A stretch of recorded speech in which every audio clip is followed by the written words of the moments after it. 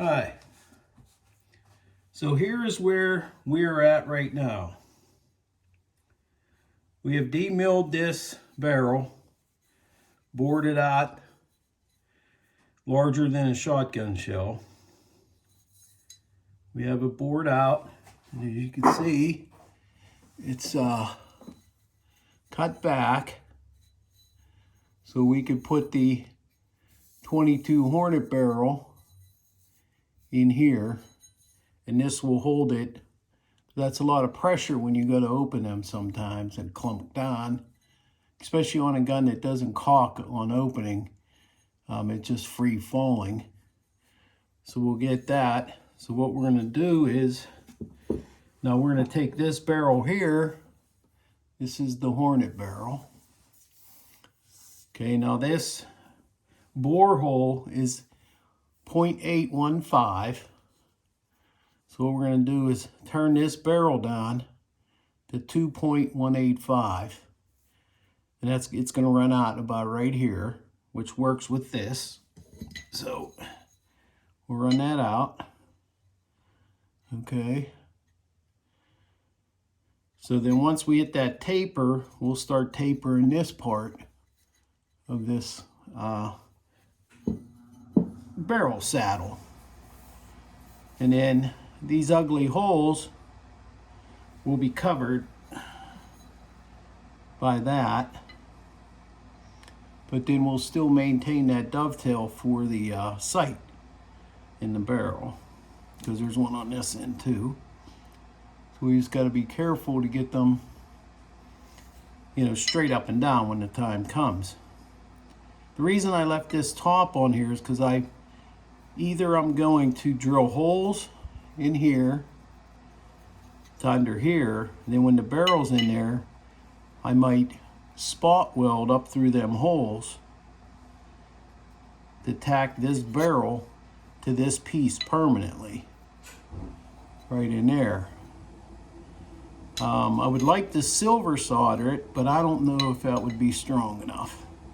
And that's a lot of heat to put to both these parts to get it this flow and solder together. So it's probably going to get bored probably way back, well, right before this lug. We'll bore a hole there, and probably one here. And then we'll weld up through that hole into this barrel. Here, let me see here. Probably like this. You see what I mean? I mean, this barrel's in here the wrong way, obviously. But, as you can see, we'll weld, bore holes, and then weld that barrel down in there. So, that's where we're at. I'm just going to go out on the lathe and turn this barrel down, because as you can see, that's where it stops right now. So we have to turn this section down so it fits and lays right in that bore we put in there. All right, I'll come back when I get this chucked up in the lathe. So I started cutting this barrel, and I've come to the realization that it's a little bit egg-shaped, the barrel. It's not the greatest thing there. So, yeah. So we're making some cuts. Here, I'm going to show you a cut. Try to show you a cut. Hold on, let me get her fired up. Show you how exciting it is. Here, this is anchor lube.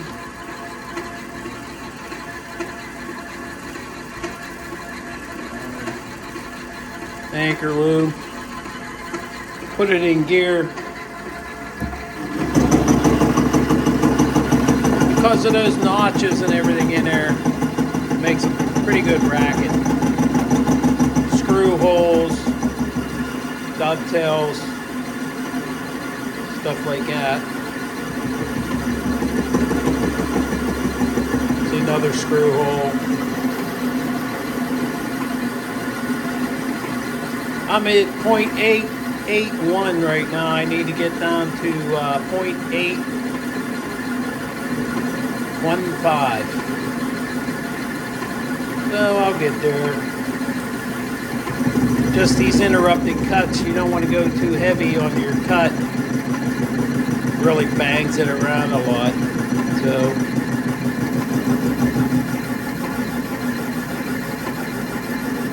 you get the idea. When I get closer, I'll probably get emery paper and start with it. You know, to get it the size of fit real tight into that barrel saddle. I'll be back. All right, we're back. So I got the barrel turned down right here and polished up. Looks pretty good. And this here, it took a while because as you're doing this warms up a little wee bit.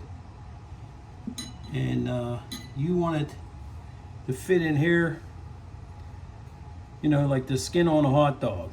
You want this thing on there, you know what I mean? So, but I got it all turned down. Thing in there. But if it keeps heating up and cooling down, then you can't get it in there.